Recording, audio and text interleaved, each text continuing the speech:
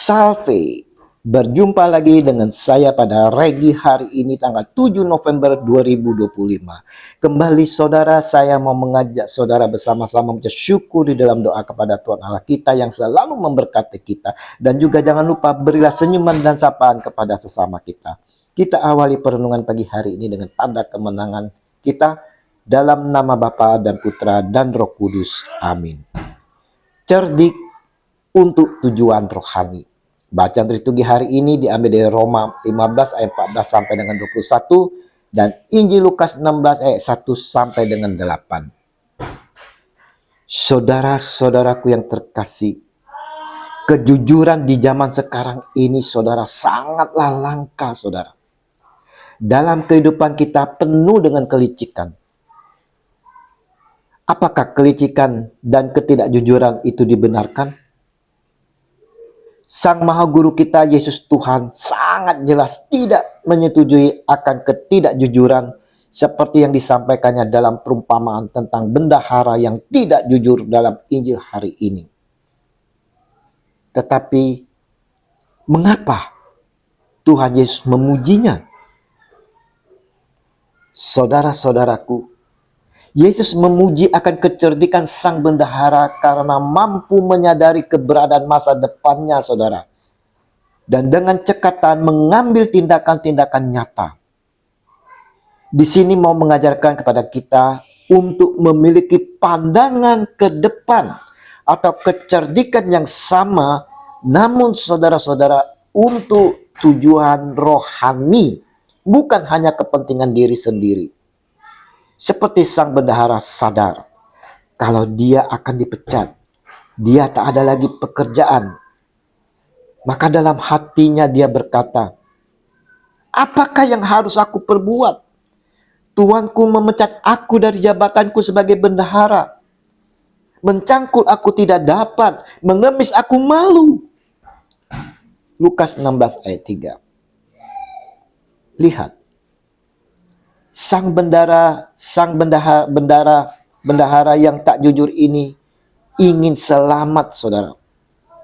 Agar tetap hidup dalam kelicikannya, dia harus berbuat sesuatu demi mempertahankan hidupnya dan keluarga. Dia mengambil hati orang-orang yang berhutang pada tuannya. Sehingga seolah-olah saudara dia berpiutang budi. Nah, sebagai karyawan ataupun sebagai pelayan, jika kita berbuat salah dan merasakan akan dipecat, apakah kita juga ingin selamat? Apakah kita juga mengeluarkan jurus licik kita seperti sang bendahara yang tak jujur itu? Saudara-saudaraku yang terkasih, Ragi hari ini saudara mau mengingatkan kepada kita sekalian bahwa pentingnya menggunakan harta duniawi dengan bijak dan cerdik saudara, serta mempersiapkan diri untuk masa depan. Ketidaksetiaan dalam menggunakan harta yang tidak jujur akan membuat kita tidak dipercaya untuk harta yang sesungguhnya.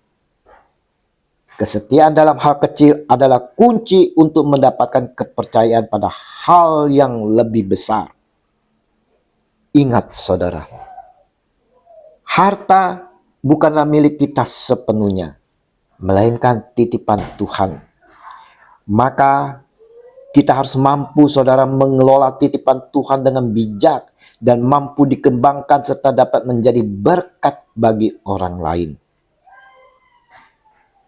Kalau kita lihat bendahara itu berusaha membereskan segala sesuatu sebelum dipecat saudara. Ini merupakan peringatan dan panggilan bagi kita semua untuk memperbaiki hubungan kita dengan Allah selagi masih ada waktu saudara. Dengan menggunakan berkat yang Tuhan percayakan untuk membangun kerajaannya. Pergunakanlah waktu yang masih ada ini saudara, untuk memperbaiki hubungan kita dengan Allah, yaitu dengan pertobatan. Mari saudara-saudaraku yang terkasih, kita mau saudara memiliki pandangan ke depan atau kecerdikan, namun untuk tujuan rohani, bukan hanya untuk kepentingan diri sendiri. Dan kita juga perlu ingat saudara, bahwa segala milik kita itu hanya titipan Allah. Kita diminta untuk dapat mengelolanya dengan penuh bijak dan dapat menjadi berkat bagi orang lain. Terpujilah Kristus Yesus Tuhan selama-lamanya yang memiliki segala-galanya. Biarlah semuanya itu dapat menjadi berkat bagi kita sekalian, kini dan sepanjang masa. Amin. Dalam nama Bapa dan Putra dan Roh Kudus. Amin.